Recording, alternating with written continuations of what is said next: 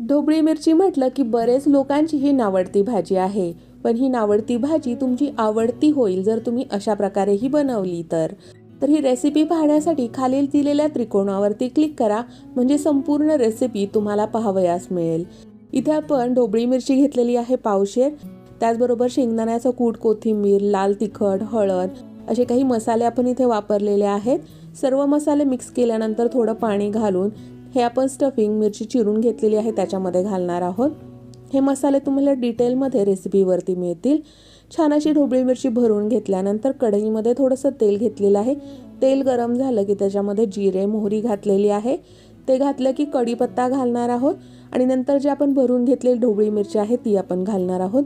छान अशी परतून घ्यायची आहे, थोडंसं पाणी घालून छान अशी शिजवून घ्यायची आहे। अगदी झटपट होणारी ढोबळी मिरची सर्वांच्या आवडती होईल, ही रेसिपी नक्की करून पहा।